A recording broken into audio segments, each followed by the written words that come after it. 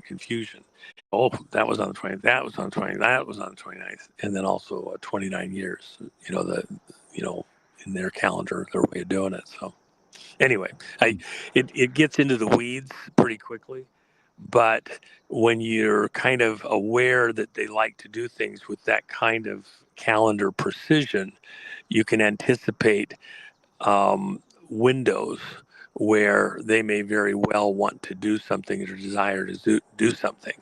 And you got to kind of be a little bit more ready for what they might have. They got something for every day of the year, these, people. But anyway. So I had Leo Zagami And by on. the way, let me just add one thing. All right. Let me just add one thing real quick before we get to him.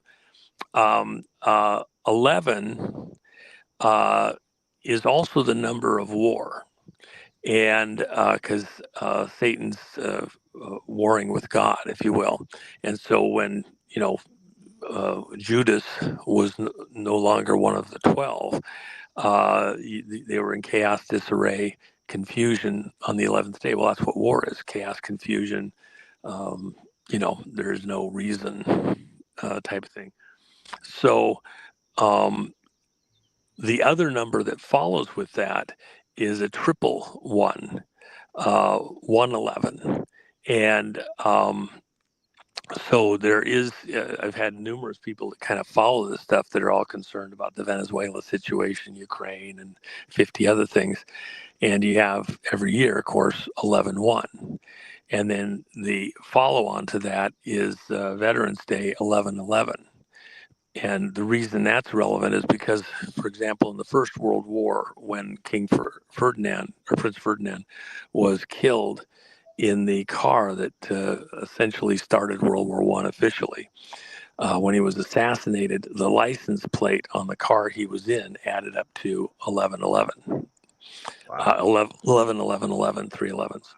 And when they finished the war, when they stopped the war, World War I, the agreement to stop the war, they stopped the fighting officially at 11 o'clock in the morning on the 11th day of the month, uh, which was an 11/11. And so, why not stop the war at midnight? Why did it have to be 11/11? Because it went with the numerology that all of the players involved in the war, both sides, were practicing. Because that's the other thing that even you and I talk about previously. Both sides in most all of these conflicts at the highest levels are in on the trick, and they're creating and sustaining these wars, and we're just the cannon fodder for their bigger goals and objectives of creating war and chaos amongst the people to allow them to stay in power. These overlords, these ones that, just like the Queen of England going into the city, within the city of London, for all the world, she was the monarch of the most powerful, largest country in the world, the British Commonwealth. And yet she, in this very, narrowly covered, understood ceremony once a year, has to go and pay homage to the mayor of the city, the banking city within the city that's hidden right there in plain sight. Who's the real power? If that group of bankers and the families that run those banks control the monarch, then they're the priests behind the throne, and that's always the case. All these great powers, Caesar, the Romans, etc. You always have these high priests that are whispering in the ear of the leaders. You have to do this. You have to do that. And from Babylon forward. And it's the priests behind the thrones that are really pulling the strings, not the leaders that you see visibly in the forefront. They're just getting kind of instruction from behind the scenes. So these wars are serving somebody else's purposes to keep things moving and provide a continuous sacrifice of humans even through war. So that's why it's 11/11 is such a a critical day. Yeah, and you brought up another really good point. And of course, about that's that. when we honor Veterans Day. It's usually the children, the young men that are dying in the war. So that's a really good point. So sacrifice. So I talked with Leo Zagami yesterday. We had a really nice talk. He's got a new book out, The Rise and Fall of a Frankist Monster, exposing Jeffrey Epstein and the most powerful Jewish sect in the world. And he calls it the secretive Sabbatean Frankist Jewish sect. And we also, it's funny because he mentioned Roseanne Barr, and Tracy was, contacting Roseanne. It's like, would you like to have a show with Leo? And she, I guess they already know each other. They've been talking before, but she's never done a show with him. So she wants to do a show ASAP, she said. So that's going to be very interesting. I can't wait to watch that. But, you talk about these criminals that are basically controlling the world. It seems like this is and they work both sides. It's just unbelievable how much control they have. Yeah, once you kind of see that you wonder why things happen a certain way and why the wars can't be stopped, and the illogic. Imagine if the Ukraine war had stopped when Zelensky was there at the White House with Trump. They had an agreement. Zelensky came to the U.S. and he was going to stop the fighting. Trump had an agreement with Russia. They were going to stop the fighting. And there in the White House, with no warning, Zelensky turns around and says, well, after talking to my consultants and everybody else, the Brits, by the way, and some traders within our own U.S. military, he says, we don't want to stop. I'm not going to stop until we actually have an agreement.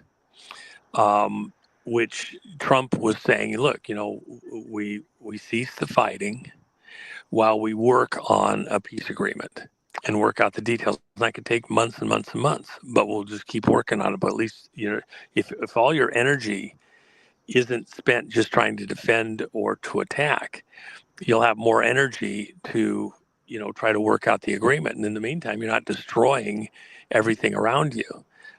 Let's stop the destruction and work an agreement. And if it takes a while, it takes a while to work out all the details, but that's what we'll do when we stop the killing.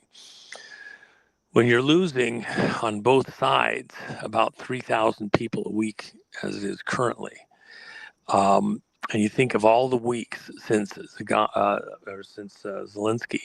was there at the White House, both sides, and some weeks it's way more. You've had weeks where you lose up to 10, 12,000 people on each side when they get really going. How many people's lives were sacrificed since that time period, and what gain was made?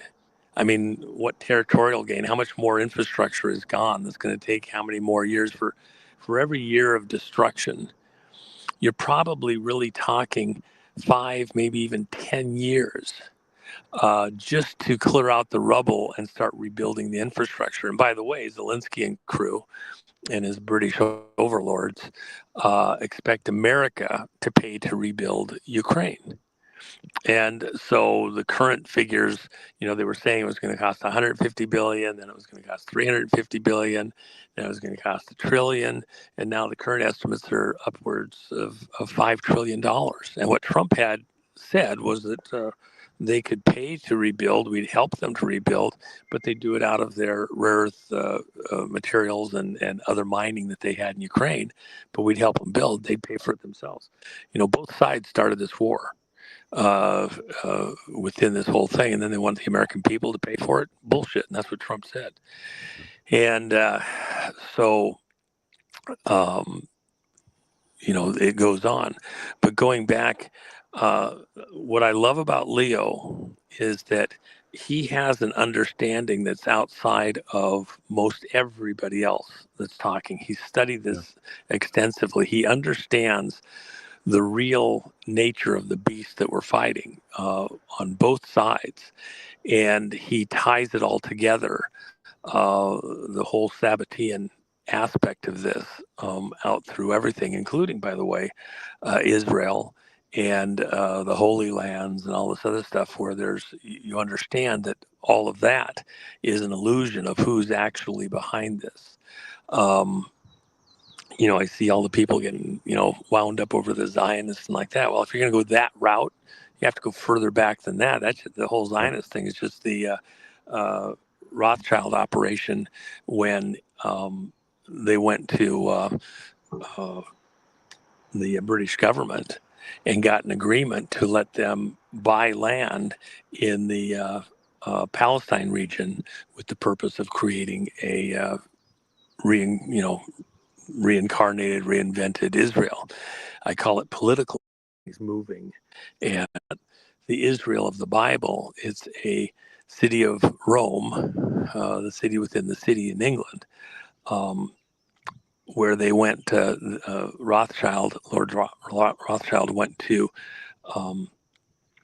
Lord Balfour in the British Parliament, and they worked out an agreement for this, allowing the banking people, the money people, the Zionists, these very, very wealthy people, to go in and buy land in Palestine from the people that owned it, the Palestinians, with ultimately it becoming the basis for a new country. And so for 30 years, they were buying land in Palestine from 1917 to 47. And then in 47, they declared themselves a new nation state of Israel.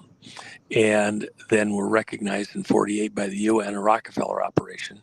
And the rest is history, this stumbling block that was needed. And by the way, this is front and center at the core of everything within the Masonic operations. The whole point is to create 3 world wars, that within those 3 world wars, you bring the world to some climax of conflict between the 3 Abrahamic religions, the children of Abraham, Isaac, and Jacob, the Jews, and the other children of Abraham, the Christians, and the other children of Abraham, the 3 great Abrahamic religions, the Arabs. And because remember, Abraham had a child, Ishmael, by his handmaid. And so this is a conflict between, brothers or cousins and half brothers around Abraham, their father. And within the Masonic belief, if you could cause 3 world wars, the last one being the great one, a religious war, then out of those wars, out of chaos of the 11s, remember 11 is the number of chaos, confusion, disorder, war. World War I, World War II, you had to show that double one, the 11. Out of that chaos comes order, because who steps in to reorganize, get the trains running on time, clean up the streets and make new streets that are precise, north and south and east and west, etc., that have some kind of order. Look at Washington, D.C. The entire city is built around mechanical alignments tied to Freemasonry. And imagery, when you look at it from overhead, you see very clearly all of the imprint of the groups that were there and created it. And so their belief is that they're going to bring us into the Third World War. And out of that, Albert Pike's, his book, The Bible to Many Masons, the book Morals and Dogma, he says, right in the middle of the book, he says, let no one be fooled. The God whom we serve is Lucifer, the light bearer. Okay, so the Freemasonry is dedicated to Lucifer, the light bearer. And then beyond that, Albert Pike says he wrote the book in green ink in honor of the spirit who taught him all the things that he wrote down in the book, because the spirit was green in its presentation. Well, green, what's the relevance of that? For he hid amongst the green leaves of the garden. That's the belief that Satan, Lucifer, the devil, goes by 1,000 names. When he went to beguile Eve, he was hiding there until Adam wasn't around. And then he approached Eve, and then he beguiled her. And he was the green man because he was camouflaged in the garden. That's why you have the green movement, the, you know, green, everything to do with energy, etc. It's in honor of the green man himself. And they, in their belief, to the world after. So it looks like we just Harvest season. video that screen share I just had with for you guys with the streets of Washington D.C. It shows it all, like he says, north and south, perfectly lined up, and then you can see the basically the star of David upside down, which is satanic. So there's lots of that in D.C. Of course, the Washington Monument is supposed to be like the penis that ISIS couldn't find from Horus, or was it not Horus? That was his son, but anyway. So they have that going on. So there's lots of corrupt stuff that's going on in DC. Now, when Juan comes back on, hopefully we can talk about the shutdown, as far as like the government funding and so forth, and how they haven't got funding for the SNAP program. So I think the SNAP program that's coming in is going to be very interesting. So I was just talking about. I just showed a street map of Washington D.C. and it had the Star of David upside down, of course, and then the Washington Monument, like we've talked about before, and it was Osiris's. ISIS couldn't find his penis, so she put everything together. So she had to make a penis so she could mate and have Horus. So that's what the penis out of stone. Yeah, stone, which, right. by the way, is actually when you think of the AI and machines and like that, Silicon Life Form, a computer, literally the ghost in the machine. It's made out of, it's literally sand. That's what silica comes from, that they make the computer chips out of. And so in an early metaphor, the idea that the penis is made out of stone, it's the first, pairing of, silicon life with biological life in some ways of saying it. How would you convey that imagery to people who never even knew what a computer was? And by the way, think about this. Satan, Lucifer, the devil has been around for a very long time.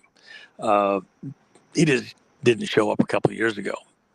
So he has, even before the fall, he has knowledge, insight, a certain type of wisdom, even if it's broken, twisted, that is long eons in existence. So the intelligence of this entity is way beyond, what a human would live in 50 or 90 years or 200 years or 1,000 years. And so you think you're going to outsmart it, or it doesn't understand the underlying physics of reality within 3 dimensions and other things. Of course it does. So when you see imagery like this, I think there's a lot more depth to it than at first you might understand, because there's layers to the information or knowledge that are being passed down even in the Osiris tale, where, for example, the thing is, Isis is both the mother and the sister. And so when her sons are fighting, and Set, who's the good son in this flip of Cain versus Abel, the good son kills the bad son. Osiris was considered to be the most evil and wicked of all the gods, and the greatest terror to humans. And Set loved the humans and took care of them in this, uh, Greek god, Babylonian god mythology. And so when Set killed the evil brother, the mother Isis, you see that name all over the place, goes out. Set spread his body parts around the whole earth, so he couldn't be put back together. Because, of course, as a god, if he could be put back together before sunset, he gets to live again. Blah blah blah. So the mother goes out and finds 13 of the 14 pieces, and she can't find the final piece, a penis which had been eaten by a fish. Well, if you can find the other stuff, it must be in the fish. It's cloaked somehow. She couldn't find it, so. She assembles his body, wires it back together, and is missing a penis. So she fashions a dildo penis out of stone and attaches it to his body, and then has sex with the dead corpse of her son. I mean, how much more gross does it get? And then becomes pregnant, allegedly, because she's a god. And the child that she has is Horus. And Horus becomes the sun in the sky. Literally, they're sun worshipers. We worship the Son of God. Christ said, I and the Father am one. He who has seen me has seen the Father. So God took on human flesh like we put on a coat, and then came and walked among us, and then stepped in our place. He had, the penalty of sin is death. And so someone has to die to pay the price of sin. Well, if you sinned, you die. So when God himself, the only one that could be perfect without any sin, steps in the way and then becomes the sacrifice and dies and then is resurrected on the third day, he fulfilled the letter of the law that a death had to occur. Those that attach themselves are found in Christ and by faith accept that he died in your place and paid the penalty. The fine's been paid. The law has been fulfilled. God can't, he says the penalty of sin is death. God can't reverse that. He's made a proclamation, a declaration.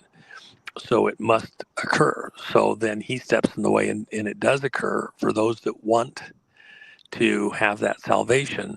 It's there for free. You can't possibly come up with enough to pay the price of that penalty yourself. So God steps in and gives you a way out. In this mystery of the Osiris thing, we look as Christians at the cross as this emblem of that crossroads moment where the penalty on each of our lives of sin, separation from God, because it's putting yourself at odds with God to disobey, has been paid. God himself did it in the form of Christ and a blood sacrifice to death. He himself did it. We can then be free from the penalty of sin. So the cross is this emblem of that moment, that incident, that payment. For the Satanists, the Luciferians, the devil himself, their emblem is this penis, this Washington Monument memorial to the penis of Osiris. Why? Because they believe that within the penalties against Satan, Lucifer, the devil, who was cursed and cast out of heaven, cast down to earth, that the way that they get back to heaven, remember, Satan didn't want to be greater than God. Satan, when he fell, wanted to be as God. The sin of Satan, Lucifer, the devil, was that he was the most beautiful of all creation. He was there in the throne room of God himself. He was the most beautifully adorned. He was, if you look at Old Testament accounts and the way that the commentators have talked about it, his body was a musical instrument. he had pipes that played the most beautiful music as he sang. And that's why you hear people talk about, well, his pipes are cracked. Okay, they're broken. It's like the devil himself when he was cast out of heaven, his pipes were cracked. That's why music is so important to a lot of these satanic operations. And so his very body was an instrument of music. And so when Satan saw how beautiful he was, he looked at himself, pride came into him. And he believed himself to be worthy to be as God, to operate as God himself. And when that pride came into him to be as God, that was sin. And he was cast out of heaven and cast down to earth. And Christ says, I saw you fall like lightning to the earth. So with that kind of in mind, the devil never wanted to be greater than God because there's nothing greater. He wanted to be as God. Here he's cursed. How would you break a curse? The idea of these Satanists, these Luciferians, is that when Satan, Lucifer, the devil, approached Eve in the garden and had sex with Eve, taught her the trick, and she became impregnated, that the child, which was Cain, and by the way, she went to Adam and taught him the trick, and then she was pregnant by two different entities, beings, humans, a human and a immortal. She had two children. Cain was the child by Lucifer, and Abel was the child by Adam. Two different children, two different fathers in the same birth cycle, which does happen. And so Cain's father was Lucifer. And if you look in the scriptures, for those that don't think it's there, Cain is never listed as a child of Adam. When it lists the genealogies, it doesn't include Cain. Now you can have people that did something wrong; they're still listed in the genealogies. But Abel was a direct descendant of Adam. Abel was killed, and then there was Seth, and Seth is our ancestor all down through time, not Abel. And so, how would this help the devil? Because God proclaimed a blessing on Adam. He gave Adam and his seed the earth and everything that is in it. And then and that was without any conditions. It was, if you look in further in the Old Testament, in Leviticus and things like that, if you do this, I'll do that. If you do this other thing, I'll do this other thing. God says if you do bad things, you're going to get a bad reward. If you do good things, you get a good reward. But it's the, conditional. When God gave Adam the earth and everything that's in it as an inheritance for his children's children's children's children out through eternity, that was without any condition. It's yours. And then he said, I give you authority over everything that creeps and crawls and moves upon the earth. So Adam had the earth and total control over everything on the earth, in the earth, everything that breathes, everything that moves, all the animals, all of the plants, everything, the mineralization.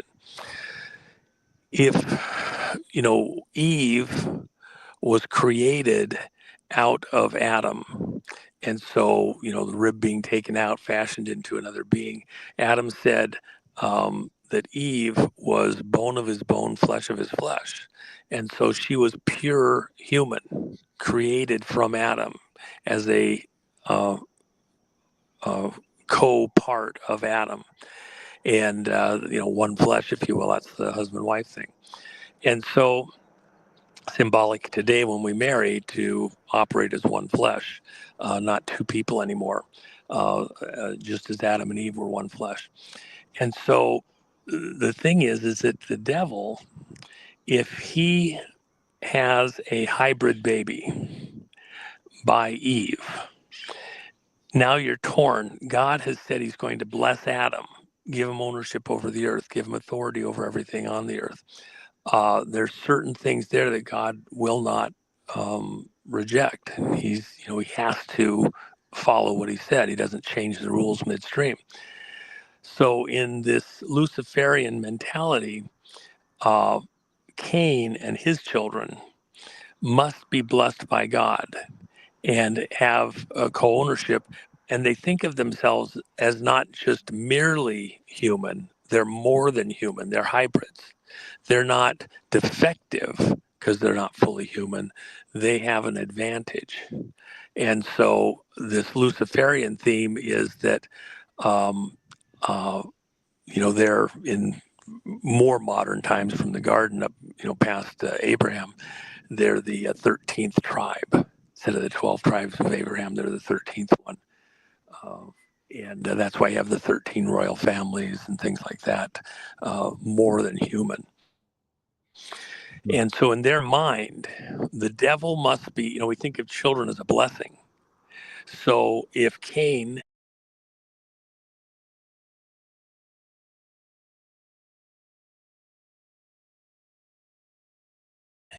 has children, they're all hybrids.